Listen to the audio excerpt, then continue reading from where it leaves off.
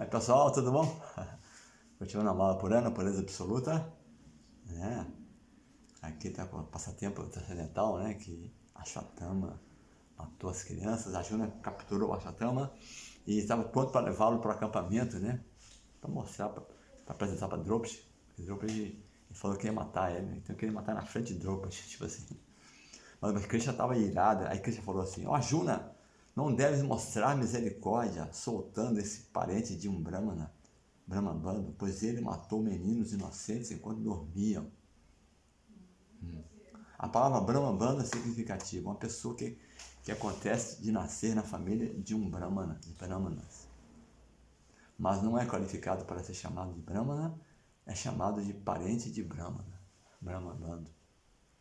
E não de Brahmana. O filho do juiz da Suprema Corte não é virtualmente um juiz de Suprema Corte, mas não há mal em se dirigir ao filho do juiz da Suprema Corte como parente do meritíssimo juiz. Ó, filho do juiz.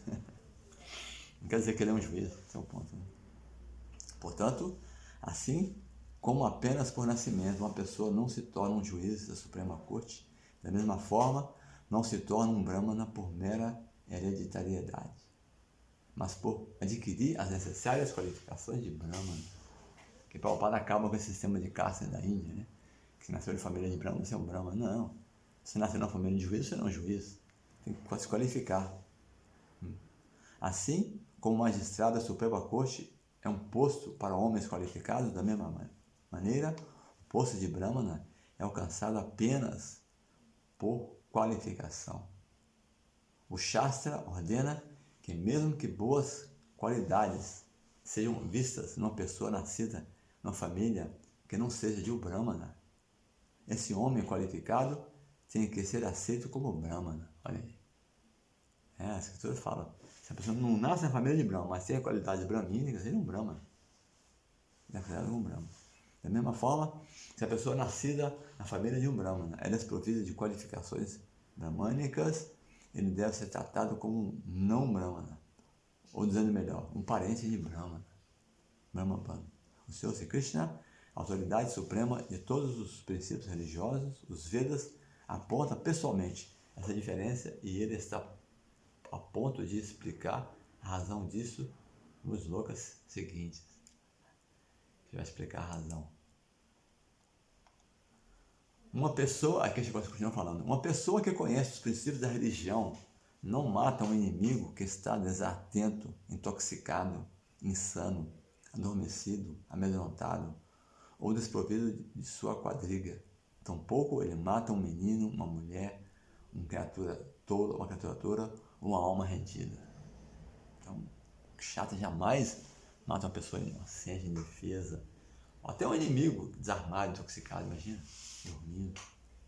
Significado que um inimigo que não oferece resistência jamais é morto por um guerreiro conhecedor dos princípios da religião. Antigamente, as batalhas eram travadas com base nos princípios da religião e não por causa do gozo dos sentidos. Se acontecia de um inimigo estar intoxicado, adormecido, etc., como se menciona acima, ele nunca deveria ser morto. Esses são alguns dos códigos da guerra religiosa. Kshatriya Dharma. Anteriormente, a guerra jamais era declarada por causa dos caprichos dos líderes políticos egoístas. Ela se executava com base em princípios religiosos, livres de todos os vícios. A violência executada com base em princípios religiosos é muito superior à dita não violência. Mas por que violência?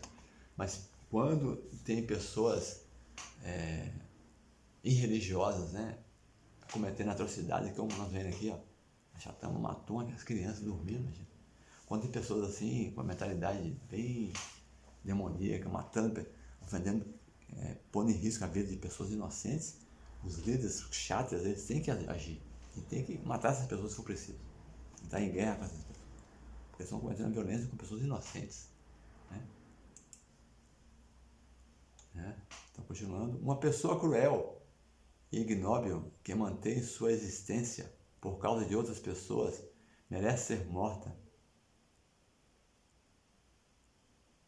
para seu próprio bem-estar, pois de outra forma ele se degradará devido às suas posições, às próprias ações. É uma pessoa cruel que está sempre que mata as pessoas inocentes, mata a sua vida, deve ser morto, para o próprio bem da pessoa. A vida pela vida é a punição justa para a pessoa que é cruel e desavergonhadamente vive às custas das vidas de outros. A moralidade política consiste em punir alguém com sentença de morte a fim de salvar a pessoa cruel de ir para o inferno. Um assassino ser condenado pelo Estado, a sentença de morte resulta no bem do próprio réu, visto que em sua próxima vida ele não terá que sofrer por seu assassinato, para o benefício do próprio réu. Tal sentença de morte é a menor punição que se pode oferecer ao assassino. E nos Smriti Shastras afirma que os homens que são punidos pelo rei com base no princípio da vida pela vida, purifica-se de todos os seus pecados. Assim que eles podem tornar-se aptos a serem promovidos aos planetas celestiais. Segundo Mano, o grande autor dos códigos civis e princípios religiosos, mesmo que aquele que mata um animal deve ser considerado um assassino. Quem mata um animal deve ser considerado assassino, porque a comida animal não se destina de modo algum ao homem civilizado, cujo dever principal é preparar-se para voltar ao Supremo. Então, um ser humano civilizado jamais come carne. Matar animais inocentes.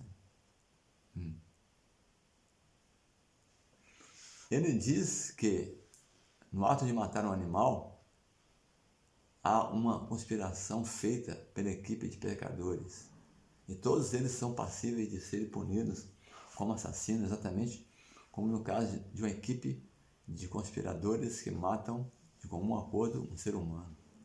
Aquele que dá a permissão, aquele que mata o animal, aquele que vende o animal morto, aquele que cozinha o animal, aquele que administra a distribuição do alimento e finalmente aquele que come o animal cozido.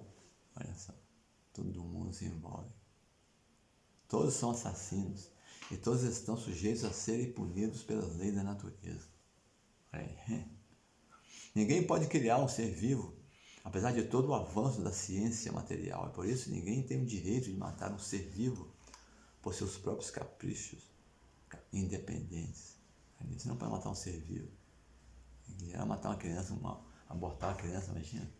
Você não criou a criança. Para os comedores de animais, as escrituras sancionam somente restritos sacrifícios de animais. E tais sanções existem apenas para evitar a abertura de matadouros. É um gozo regulado, né, pessoa? Gozo regulado no sentido, né? E não para incentivar a matança de animais. O procedimento sob o qual o sacrifício animal é permitido nas escrituras é bom tanto para o animal sacrificado quanto para os comedores de animais. É bom para o animal no sentido de que o animal sacrificado é promovido de imediato à forma humana de vida após ser sacrificado no altar. E o comedor de animais é poupado dos tipos mais grosseiros de pecados, comer carnes fornecidas por matadouros organizados. Isto é, lugares sinistros que geram todo tipo de aflições materiais para a sociedade, a nação e as pessoas em geral. O matadouro é terrível. O mundo material é em si mesmo um lugar sempre cheio de ansiedades. E pelo incentivo à matança de animais, toda a atmosfera polui-se cada vez mais com guerras, pestes, fome e muitas outras calamidades indesejáveis. Vamos estar enumerando aqui que essas calamidades como guerra, peste, fome, ansiedade, né, originam da matança de animais, principalmente. Tá bom? Então vamos continuar no próximo vídeo.